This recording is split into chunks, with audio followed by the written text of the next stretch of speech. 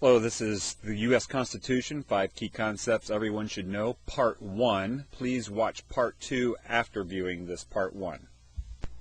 Hello, my name is Craig Seibert, and this short web seminar is titled The U.S. Constitution, 5 Key Concepts Everyone Should Know. And if you're an international listener, please stay with us as we take a look at this key founding document for the United States of America and look at its concepts.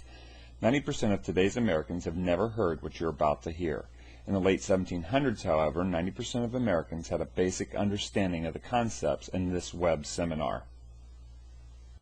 Thomas Jefferson, third President of the United States and author of the Declaration of Independence, said this: "The price of freedom is eternal vigilance." And so we hope as we look at these concepts, a new enthusiasm for freedom and understanding the U.S. Constitution and the Declaration of Independence will stir in the hearts and soul of the listeners. So the first concept that we want to talk about is the fact that the Declaration of Independence and U.S. Constitution work together.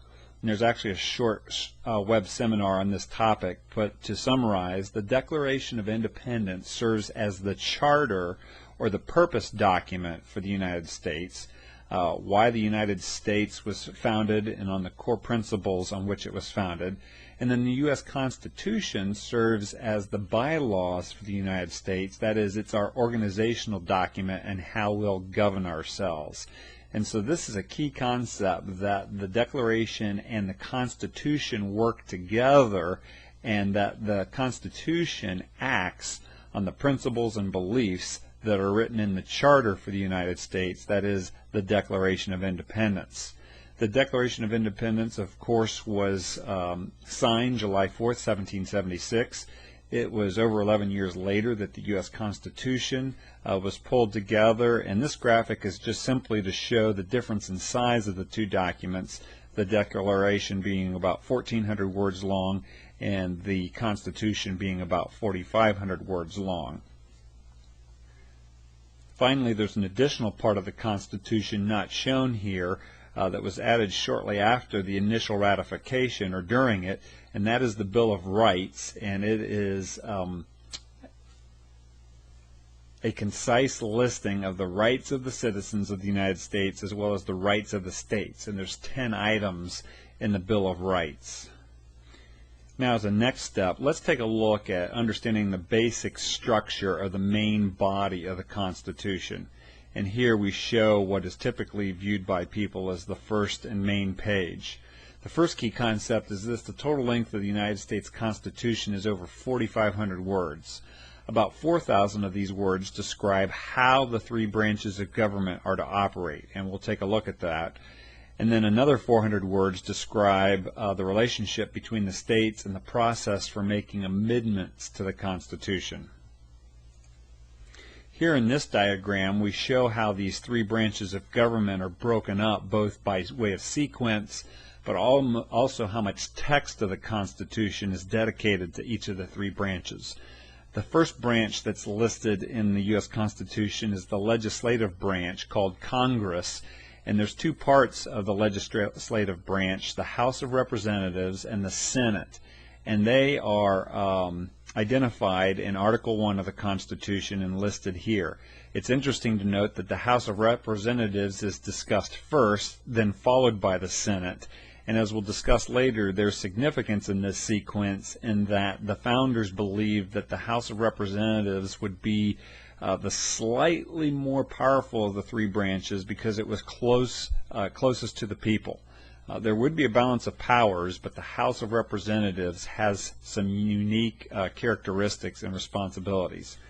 The second branch of government that's listed is the executive branch, beginning down here and then up into this section here.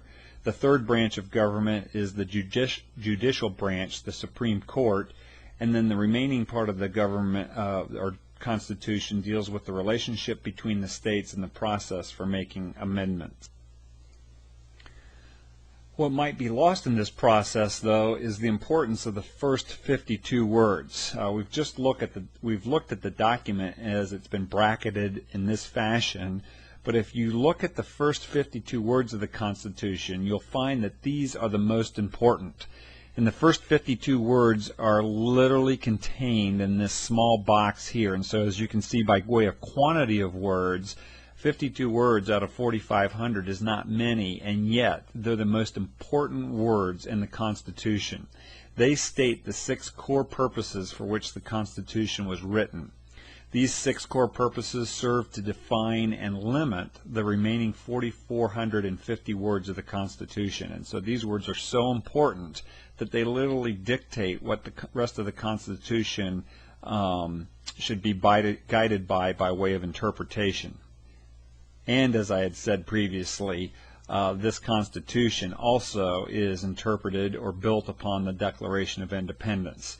And so the flow would be from the Declaration to these 52 words, and those two things then in turn would interpret the rest of this document. Well, what do those first 52 words say? We the people of the United States, in order to form a more perfect union, to establish justice, to ensure domestic tranquility, to provide for common defense, to promote the general welfare, and to secure the blessings of liberty to ourselves and our posterity, do ordain and establish this Constitution. Now, for the sake of simplicity and clarity, let me reduce these even further so you can see the six aspects. We the people of the United States, in order to connect the states together, to establish justice, to ensure peace, to provide for defense, to promote the general welfare, and to secure liberty now and in the future. These are the 6 aspects of what the rest of the Constitution is designed to support and to guide. Let me also note here that to promote the general welfare as it would have been understood in 1787 did not mean the modern government welfare programs of today. What that meant was to create a fair economic playing field that all parties that were citizens of the United States could have access to use their gifts, skills, abilities, and talents to pursue the dreams and goals that they had in life.